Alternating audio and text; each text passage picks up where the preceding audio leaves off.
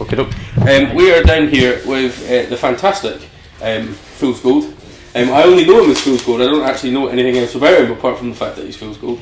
And we managed to grab him for a quick chat, just for the radio and also for Go Local magazine, because obviously I'm doing some stuff for them. And it's taken us a wee bit of a while to convince him that he is actually newsworthy, but we got there eventually.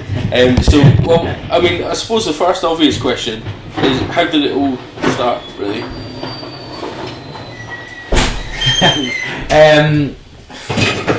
Basically, it was about August 2011. 2011, right, it was. I came in here, spoke to that man who's just walked in. Basically says to him that I've got an idea that I think will work in Dunfermline, something a little bit different. DJed in Dunfermline for God knows how many years, but I DJ only the commercial clubs in town. Thoroughly enjoy it, but I don't get to play what I want to play. Obviously I got to keep the crowd happy. Great night, thoroughly enjoy it, but it's not my kind of music. And I thought Dunfermline's quite a big indie town, I think. It's got a strong indie scene here, but yet there was nobody playing indie music in venues, or certainly not on a kind of large scale. So I thought, right, kind of DJ skills, like indie music, let's make the two together and put on an indie night. Pitched the idea to the guys that run PJs. He says, yeah, I think it could work, and well, it certainly has. Yeah. Very surprised at how how long ago was that then? Was that how long has it been running now? It's been running, the first one was on the 4th of November 2011.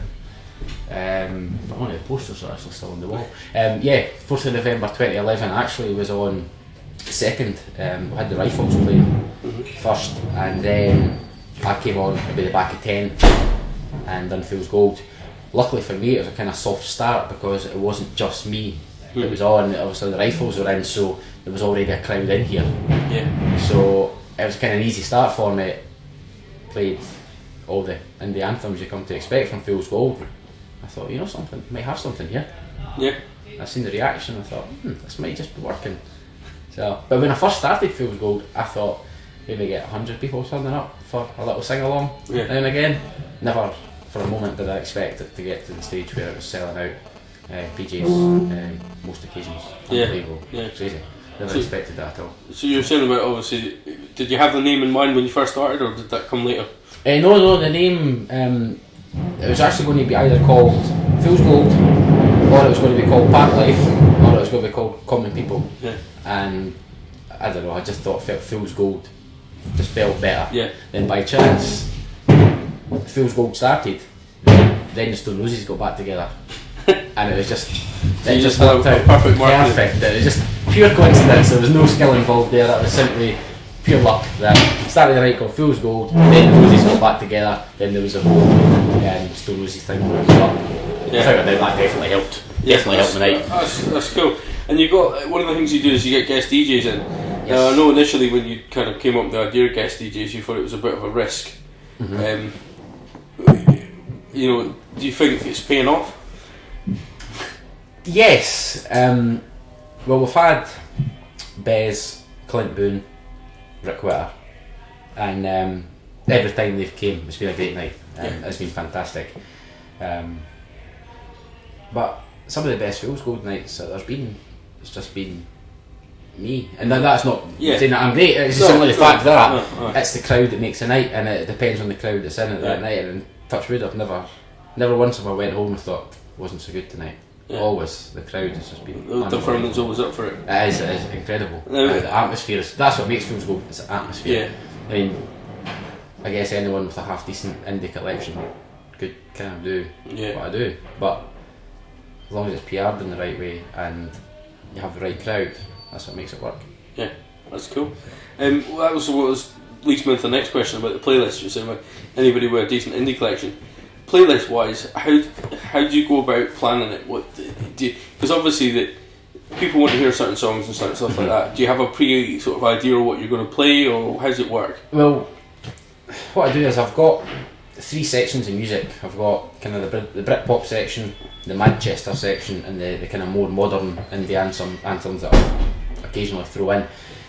So I've got those 3 sections of music that I pick from, and on a night I don't pre-plan a full set list as such, because sometimes you come in and you play and it's more of a Britpop crowd, or it's more of a Manchester crowd, and you can't sit in your house and know that in advance. So what I tend to do is I tend to pick the first kind of 6 or 7 songs just to get me going, and maybe the last 7 or 8 songs, they're pre-chosen, and the stuff in the middle, it just depends on what the crowd is.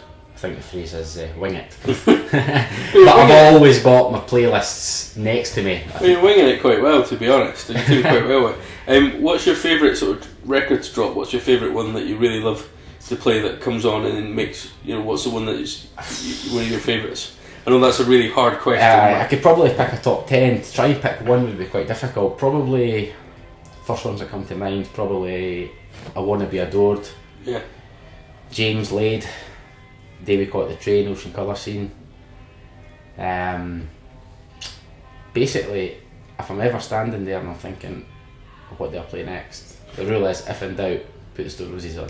Yeah. That's basically... That's your emergency song. That's emergency. If you're thinking, emergency. I don't know what to play next, put the Stone Roses on, and it kicks. Always works. Always works. You've changed, obviously you've got video screens now. Has that changed the way you do things? Does that make it a little bit less spontaneous, or do you find it? How do you find that it's working with visuals now? No. I think it's just kind of always been the same. The idea is that the visuals are there as a secondary to the music. Yeah. I can't ever say, right, let's work the music around the visuals, because at the end of the day, not everybody's looking at the screen. Yeah. And I think that's what makes Fool's Gold slightly different from a guy with just an indie collection turning up to DJ in a bar. That Fool's Gold, you've got the visuals, you've got the music videos playing, you've got live basic visuals going in the background, a mashup, obviously movie clips as well, hopefully in time with the music, and just things like that. And I wouldn't say I use the visuals more or less than I ever used to. It's just the same. Maybe 3 or 4 times a night I'll use a movie clip for 30 seconds, but then it's back into the music. Yeah, so it's all about the music. It's all about the music. It's cool. very easy to maybe get carried away and say, oh, I've got these great visuals and I could play this clip from that movie, and you could easily lose track of the whole emphasis of the night, which is the music, and people are not going to stand there or sit and pull up a chair and watch the screen. That's not how it works. The screens are just secondary, so just a few things just to keep people on their toes. A few train spotting clips and that's cool. Lock, Stock and Two Smoking Barrels. And now you've expanded to Dundee. Yes. Did you ask them, or did they come to you, or how did that work? I went to them. You went to them? I went to them.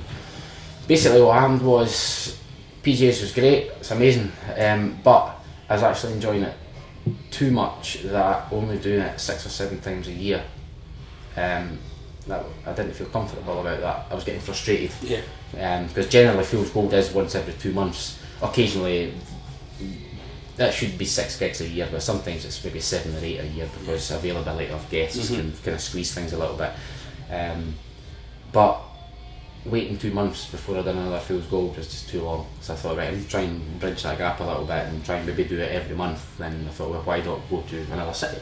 And Dundee's quite a musical place with the view, the law. There's a lot of kind of bands, Dundee-ish. I don't think there was anything like that there at all. There was a night years ago, but that kind of faded away, and there was nothing up there. And I thought, I think it could work in Dundee, and I get to play more of what I want. So. Yeah, let's try another city. So, and it's a difficult question, and you know what I'm going to ask next, don't you? And you're not going to give me a straight answer on it. What do I prefer? Yeah, which one's better, Dunfermline or Dundee?